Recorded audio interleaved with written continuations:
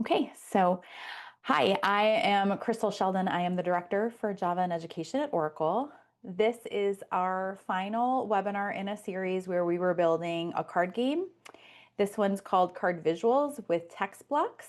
And so we're going to be creating some visuals of our face cards using text blocks today. There's lots of different ways that you could incorporate some graphics into this program, either using JavaFX or images or all sorts of things, but I thought we would explore using text blocks. So that's what we're doing today.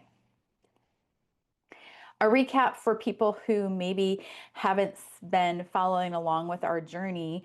We have several webinars that are posted that kind of go along with this. We started with just creating a deck of cards. We used some enums to do that. We used some records to do that.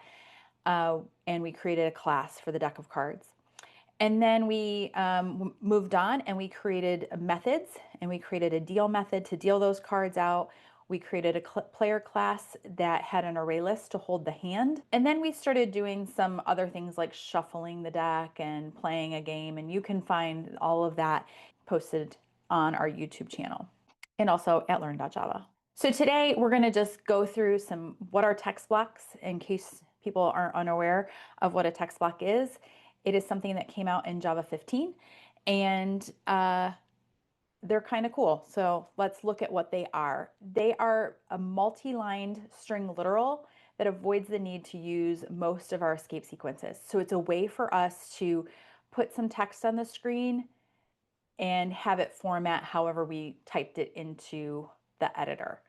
And you're going to see that in a second. So for example, if we have something like this, void main, io_println, first and then /n is an escape sequence that brings it to the next line. Second /n brings it to the next line. Third, this is going to print first, second, third, just like you have it on the screen. I'm going to take just a quick second. If you are unfamiliar with this structure, with Java 25, this is how you can start writing Java programs super quick and easy. You do not need a public class header any longer.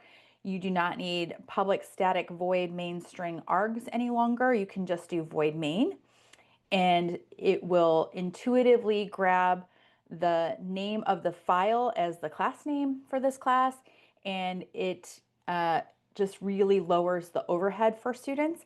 And then instead of system.out.println, there is a new class called IO that operates very much the same way. It allows us to have output io.println really simply, and it also does input very easily too. So if you haven't checked that out, I recommend that you do, because it's just very low entry for students to get into writing a program, and for professionals. Like if you need to just try out some code and you don't want to do all the overhead of a big program, you can just start void main and start writing your code.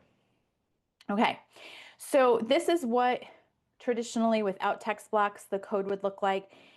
To do a text block, we're going to use 3 quotes at the start, and then we just format our text first, second, third. They're all on separate lines, just like I want the output to be.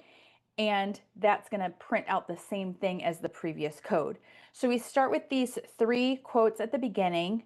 The block of code that you want printed must not start on the same line as these 3 quotes. So we can't put first after that. It has to have a delimiter to break it up and put it on the next line. So we're going to put first on the next line, and then it ends the block with 3 quotes.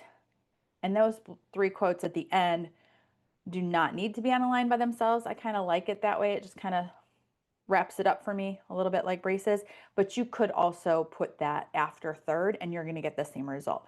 So this will also print first, second, third like we had it. Okay, so maybe no big deal, but think about this code here. I've got a column 1, column 2, column 3. I've got some information in there. I've got it all formatted the way that I want it, and using text blocks, it just prints it out exactly how I have it. The spacing is preserved, the return carriages are preserved, the tabs are preserved, everything has been preserved in the format there. So how am I going to use this with card visuals with text blocks? So here is my visualization of the Ace of Hearts. I just use A's for ace and H's for the fact that it's hearts. And I drew out a little ace of hearts here. You can also make your text block here, because this is a string literal, you can assign that to a string, so you don't have to just do it in an output statement. So here I did string card and I set that equal to my text block. That's perfectly fine too. io.println card, and it's going to print the card out just as I have it there. So that's one way you could do it. Maybe you add this as another, like the visual of the card as another parameter for your card. And so as you're building the cards, you have that in there, and that creates your cards for you. Thank you for stopping by and just learning a little bit quickly about text blocks.